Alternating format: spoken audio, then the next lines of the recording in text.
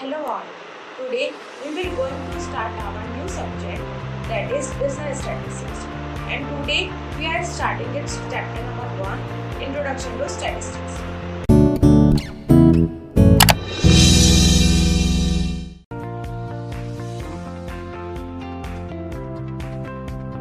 Now, meaning of statistics. Statistics का मतलब क्या है? By statistics, it means aggregate of facts according to a large extent by multiplicity of causes, numerically expressed, enumerated or estimated according to reasonable standard of accuracy, collected in a systematic manner for a particular purpose and placed in relation to each other. इसका मतलब क्या है? कुछ statistics और aggregate facts, यानी एक number है, तो हम अपने statistics नहीं हो सकते. लार्ज एक्सटेंट अफेक्ट होता है मल्टीप्लिसिटी ऑफ कॉजेस. बहुत सारे फैक्टर्स होते हैं जो अफेक्ट करते हैं. न्यूमेरिकली एक्सप्रेस होता है, नंबर्स एक्सप्रेस होते हैं, ये नंबर्स में एक्सप्रेस होता है. एस्टिमेट होता है कि इसकी एक्यूरेसी है वो कितनी है, रीजनेबल है कि नहीं, और ये सिस्टमैटिक मैनर में कलेक्ट होता है. प्रीडिटरमाइंड पर्पस पहले से ही डिसाइड होता है, और जो भी आपके पास आया है वो एक दूसरे के रिलेशन में होता है. जो स्टैटिस्टिक्स वर्ड है ये 4 टाइप्स वर्ड से डिराइव हुआ है. Latin word, Italian word, German word and Greek word. इन सब का मतलब ही स्टैटिस्टिक्स है और ये पॉलिटिक्स से रिलेटेड है. ओके, स्टैटिस्टिक्स क्वांटिटेटिव और क्वालिटेटिव दोनों होते हैं. जो क्वांटिटेटिव डेटा वो होते हैं जो हम नंबर्स में एक्सप्रेस कर सकते हैं. Example height and weight. Qualitative data जिसको अपन नंबर्स में एक्सप्रेस नहीं कर सकते. Example emotion and intelligence. अब now statistics in plural sense. It refers to information in terms of numbers और न्यूमेरिकल डेटा. जो प्लूरल सेंस है स्टैटिस्टिक्स का वो रिफर करता है या तो नंबर्स में या फिर न्यूमेरिकल डेटा में. Characteristics of statistics.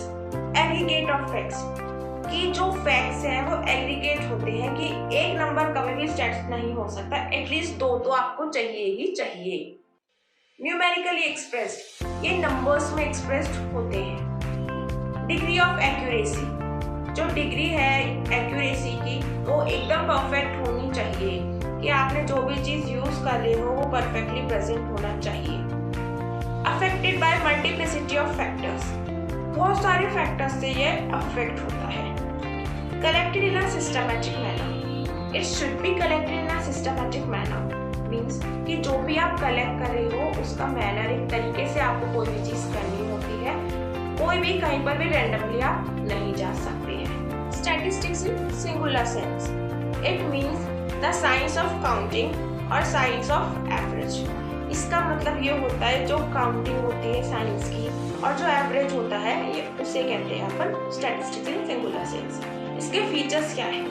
कोई भी स्टैटिस्टिक्स को स्टार्ट करने के लिए सबसे पहले अपन उसका कलेक्शन करेंगे, फिर ऑर्गेनाइज करेंगे, फिर एनालाइज करेंगे और फिर इंटरप्रेट करेंगे. कि वेरियस मेथड्स होते हैं जिसके थ्रू अपन कलेक्ट करते हैं डेटा को, वो क्या होते हैं वो अपन आगे पढ़ेंगे. ऑर्गेनाइज कैसे करते हैं? कलेक्ट कर लिया उसको ऑर्गेनाइज भी तो करना होगा. ऑर्गेनाइज अपन किसी टेबल में कर सकते हैं, चार्ट्स में कर सकते हैं, बार डायग्राम में कर सकते हैं. ये सब क्या होता है ये अपन आने वाले चैप्टर्स में देखेंगे. एनालिसिस ऑफ डेटा, कि जो अपन ने बनाया अब उसका एनालाइज भी करना होगा. और नेक्स्ट है इंटरप्रिटेशन ऑफ डेटा, कि जो अपन ने एनालाइज किया उसको इंटरप्रेट तो करेंगे कि वो पॉजिटिव है, नेगेटिव है, सही है, गलत है, क्या है. ठीक है. Functions of statistics. expresses facts related to different phenomena in numbers. ये facts को express करता है different phenomena में numbers में. Presents complex data in simple form so it become easy to comprehend. जो complex data होता है उसको अपन simple form में present कर सकते हैं ताकि वो easily comprehend हो सके. Enlarges an individual knowledge, experience and power of reasoning. जो इंडिविजुअल की नॉलेज होती है, एक्सपीरियंस होता है और जो रीजनिंग होती है, पावर ऑफ रीजनिंग की ये सब ऐसा क्यों हुआ वो सब वो अच्छे से कर सकते हैं कौन? Statistician. Compares data relating to facts, कि क्या फैक्ट्स हैं उसको अपन एक दूसरे से रिलेट कर सकते हैं. फैसिलिटेट्स पॉलिसी फॉर्मुलेशन, कि जो भी पॉलिसी है उसको कैसे फॉर्मुलेट करना है, किस तरह से फॉर्मुलेट करना है, तो वो अपने को कौन बताएगा? Statistics. Limitations of numeric statistics. It is limited to numerical studies, deals with aggregate of individuals rather than individuals, relies on estimates and approximations, might leads to fallacious conclusion। ये जो स्टैटिस्टिक्स होता है ये नंबर्स तक रहता है, तो ये इसकी सबसे बड़ी लिमिटेशन है।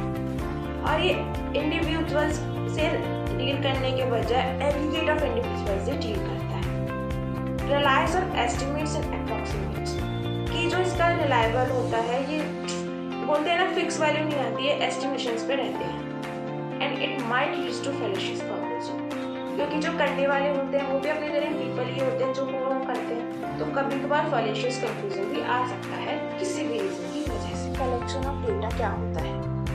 It is defined as the procedure of collecting, measuring and analysing accurate insights for research using standard validated techniques. कि जो भी हम प्रोसीजर को कलेक्ट करते हैं, मेजर करते हैं और एनालाइज करते हैं, उसके एक्यूरेट इनसाइट्स को देख के करते हैं, ताकि जो टेक्निक्स है वो वैलिडेटेड टेक्निक्स को अपन यूज करें। In most cases data collection is the primary and most important step for research irrespective of the field of research. कुछ केसेस में जो डेटा कलेक्शन है वो प्राइमरी होता है और मोस्ट इम्पोर्टेंट स्टेप होता है रिसर्च के लिए, irrespective of the field of research की क्या रिसर्च की फील्ड है उससे irrespective. The approach of data collection is different for different fields of study, depending on the required information. जो डेटा कलेक्शन की अप्रोच है वो डिफरेंट होती है डिफरेंट फील्ड की स्टडी से, कि रिक्वायर्ड इन्फॉर्मेशन क्या है, तो डेटा कलेक्शन भी अलग होगा। जैसे इन्फॉर्मेशन अपने को चाहिए उसका मेथड भी अलग होगा उसको कलेक्ट करने का। सोर्सेज ऑफ डेटा कलेक्शन, जो डेटा का सोर्स है वो इंटरनल भी हो सकता है और एक्सटर्नल डेटा भी हो सकता है। एक्सटर्नल डेटा भी दो पार्ट्स में डिवाइडेड है, प्राइमरी डेटा और secondary. Internal sources of data क्या होता है? Where data is collected from its reports and records. Internal sources क्या होते हैं? कि जो डेटा रिपोर्ट्स और रिकॉर्ड्स के थ्रू होते हैं उसे अपन इंटरनल सोर्सेस ऑफ डेटा कहते हैं। Data collected and compiled through internal sources, जो डेटा होता है वो इंटरनल सोर्सेज के थ्रू कंपाइल होता है, कलेक्ट किया जाता है कि आपके अंदर किस रिसोर्सेज क्या है उसके थ्रू। फॉर एग्जाम्पल कंपनीज की एनुअल रिपोर्ट, जो कंपनीज की एनुअल रिपोर्ट होती है उसके थ्रू अपन जो भी डेटा कलेक्ट करते हैं उसे अपन क्या बोलते हैं? Internal sources of data. External sources क्या होता है? Data which is collected from outside the organisation, data जो कि ऑर्गेनाइजेशन के बाहर से कलेक्ट किए जाते हैं उसे क्या बोलते हैं? External sources. Collected and compiled through external sources, वो कलेक्ट भी होते हैं और कंपाइल भी होते हैं एक्सटर्नल सोर्सेज के through. Example survey and questionnaire, जो सर्वे और क्वेश्चन आयर होता है वो अपन सोसाइटी में से अपने कंपनी में से कहीं से भी कलेक्ट नहीं कर सकते, वो इंटरनली नहीं होते हैं, वो उसके लिए अपने को बाहर जाना ही पड़ेगा, तो वो क्या होता है? External sources. Primary sources collected from first hand experience and is not used in the past. जो प्राइमरी सोर्सेज होते हैं वो फर्स्ट हैंड एक्सपीरियंस होते हैं और इसको पास में यूज नहीं किया हुआ होता।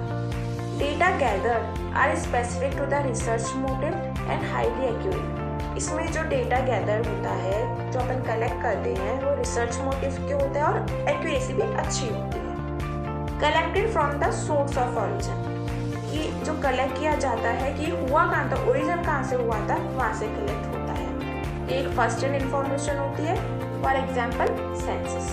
सेकेंडरी सोर्सेज क्या होते हैं?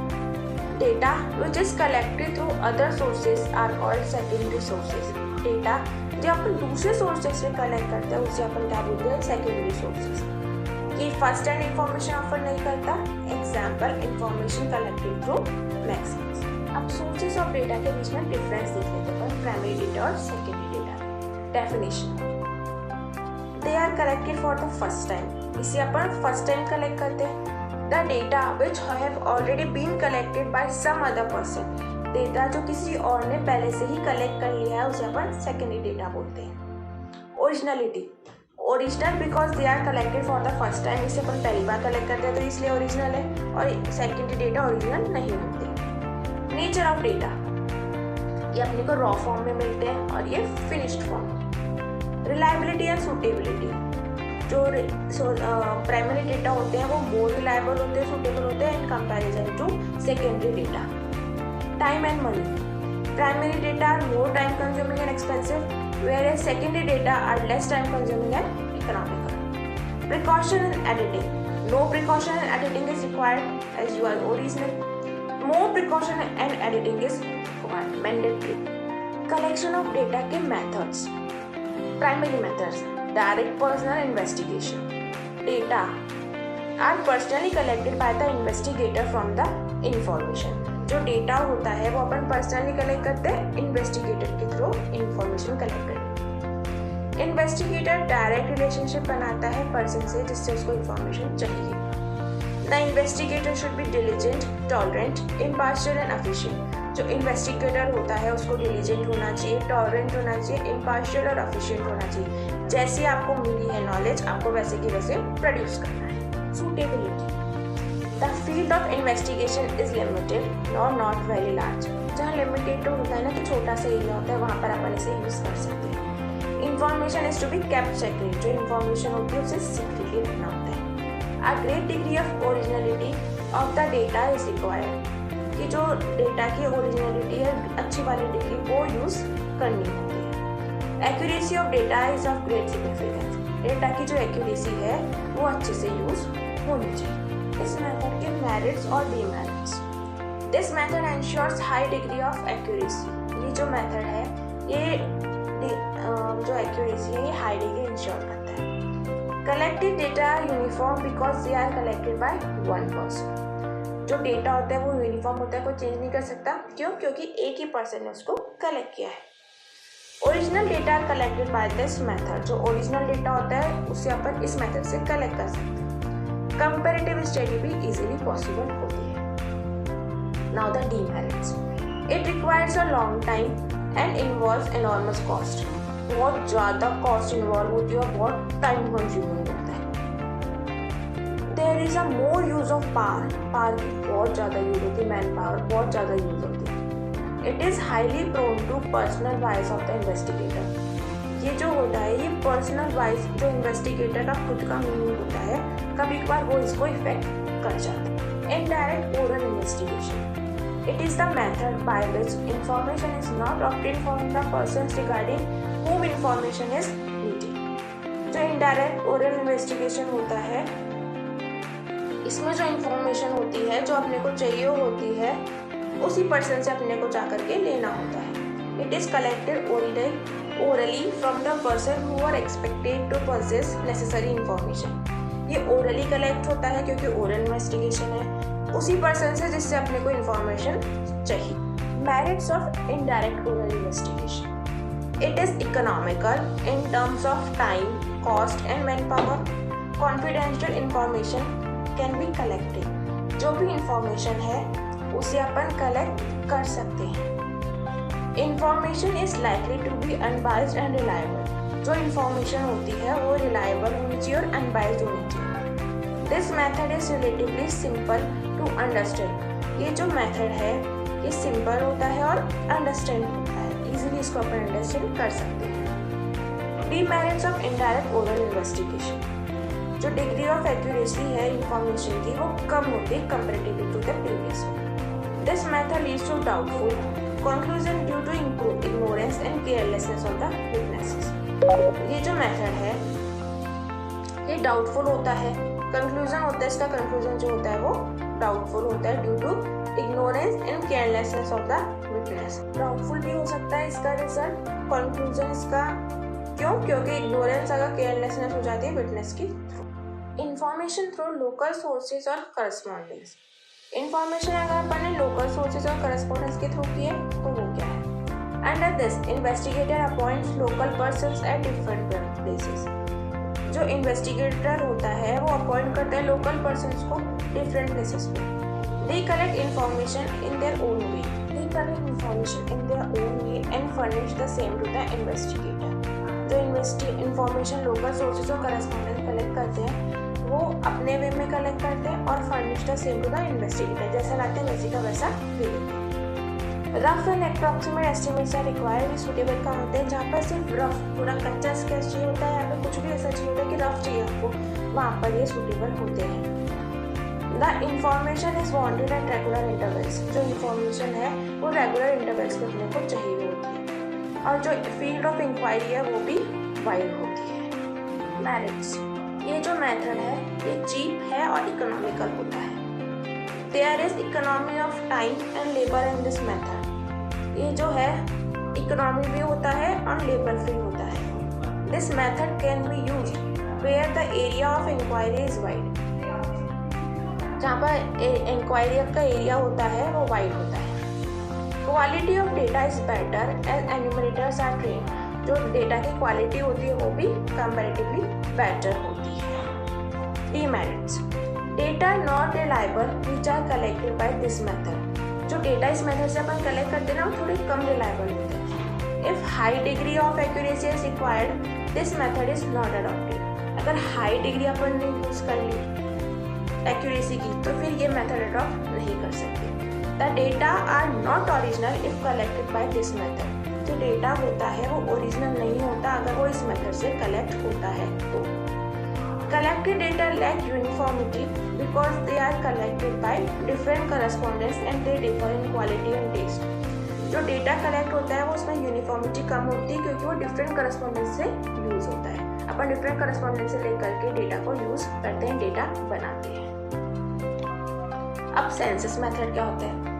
सेंसस मेथड वो होता है जो एक कंप्लीट एन्यूमरेशन मेथड होता है जिसमें स्टैटिस्टिशियन जो कलेक्ट करने वाला बंदा होता है वो डेटा को कलेक्ट करता है हर एक यूनिट से, हर एक पॉपुलेशन और यूनिवर्स की हर एक यूनिवर्सिटी से छोटा छोटा ले लेता है। This universe is a complete set of items which are of interest in any situation. कि ये जो भी यूनिवर्स होता है वो किसी भी सिचुएशन का एक थोड़ा सा पार्ट ले लेता है और उससे थ्रू अपन सेंसस मेथड को यूज़ करते हैं। Example, if you record the marks of all students of BCom of the Mumbai University for analysis, it is a census investigation. Merits, intensive study होती है, data reliable होता है since the investigator observes every item personally. Suitable choice होती है जहाँ पर homogeneous population नहीं होती, heterogeneous होती है, same वाले नहीं होते, अलग अलग होते हैं। Demerits क्या होते हैं?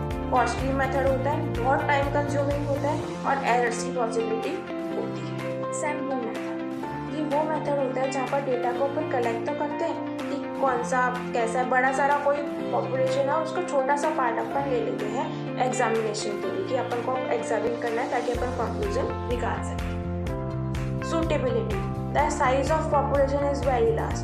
जो पॉपुलेशन का साइज है वो बहुत बड़ा होता है। High degree of accuracy is not required. जो एक्यूरेसी है उसकी हाई डिग्री नहीं चाहिए होती। When different units of the universe are broadly similar to each other, जहाँ पर broadly similar होने चाहिए, जो यूनिवर्स के जितने भी होते हैं होमोजीनियस होने चाहिए। प्रीवियस में हेट्रोजीनियस, इस वाले में homogeneous. Merits and demerits of sample method. इसके मेरिट्स क्या है? ये टाइम सेविंग है, इकोनॉमिकल है, लार्ज इन्वेस्टिगेशन है, आइडेंटिफिकेशन ऑफ एरर्स और मोर साइंटिफिक है। और डीमेरिट्स पार्शियल होता है, wrong conclusions can be concluded, difficulty in selecting representative sample and specialised knowledge होनी चाहिए तब आप कर सकते हैं। So here it's over, thank you.